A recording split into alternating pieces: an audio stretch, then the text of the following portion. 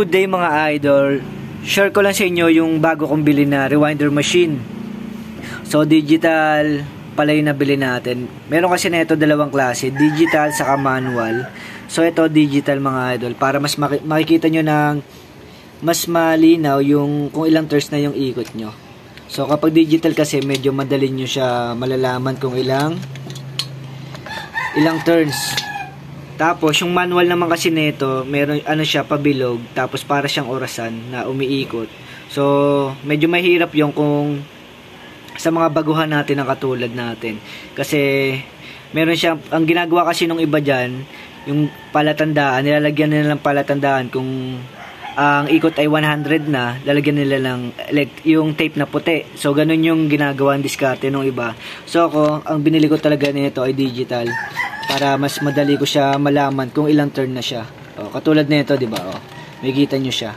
Tapos, kapag i-reset nyo naman siya, dito, ito, mga idol, gaganyan nyo siya. Yan, para bumalik ulit siya sa 0. So, digital yung binili natin, mga idol. At, ang bili pala natin dito ay 1,326 pesos. Kasama yung shipping fee nito. So, napakaganda nito mga idol. Kung mag-aaral kayo mag-raway ng motor, nire-recommend ko sa inyo na digital yung bilhin nyo mga idol. So, shoutout nga pala sa delivery man ng mga Shopee, Lazada at TikTok. Dahil na-deliver nila to kahapon kahit na medyo masama yung panahon mga idol. At shoutout na rin sa seller nito. Isang araw pa lang na-deliver na agad tong rewinder machine natin. So, sobrang saya ko. So, nag-aaral pala tayo kung paano mag-rewind mga idol. Pero nakapag-rewind na rin tayo dito ng isang motor ng dryer. Yan, na-rewind ko na yan mga idol. Kahit mano-mano lang yung ginawa ko dyan. So, wala pa tayo nito. So, ang ginawa ko mano-mano dyan, ito lang meron ako. Yan. Tapos, yung coil syempre. Tapos, mano-mano ko lang siyang iniikot. Kumbaga, yan, paikot ko lang siya. Iniikot ko lang siya. So, medyo mahirap yung mga idol. At napakatagal. Hindi katulad nito. Iikutin mo lang to ng ganito gamit yung kamay mo. 'Di ba? So, sobrang dali na niyan kapag mag-iikot tayo. So, ito yung yung pangalawa kong nire-rewind ng motor mga idol. Dryer pa rin to. So, running coil pa rin. Running coil pa lang yung naiikot natin dito at napapasok. At pagdudugtungin natin to mga running mga idol. At hindi pa ako nakakabili ng magnetic coil para sa starting nito. So, bibili pa lang tayo sa Shopee or Lazada. Maghahanap tayo ng mas mababa or mga naka-sale na magnetic coil. So, mahalaga na matutunan nyo rin to mga idol kung paano mag-rewind ng motor na mga dryer, washing, at electric fan.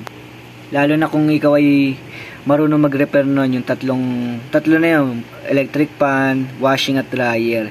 Kasi malaki ang advantage kapag marunong ka daw mag-rewind ng motor, 'di ba? So ikaw na yung gagawa mismo at hindi ka na magsasayang ng oras na bibili ka sa mga electronic shop ng motor. Paano na lang kung hindi available kung walang stock yung yung motor na bibili mo. 'Yun. Madalas nakaka-tsempo rin ako noon na walang available. So, ang mangyayari, maghihintay pa ako ng 1 to 2 days bago ma-rewind nila yon. So, kung marunong ka mag-rewind, ay hindi ka na maghihintay ng ganong katagal. At ma-rewind mo na siya agad. Basta may available ka na magnetic coil at meron ka na itong digital machine rewinder. So, yun mga idol yung advantage. Diba? So, pwede mo rin to gawing negosyo.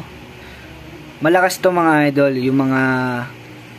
yung magbebenta ka ng mga rewind na motor ng dryer, washing, at electric fan syempre.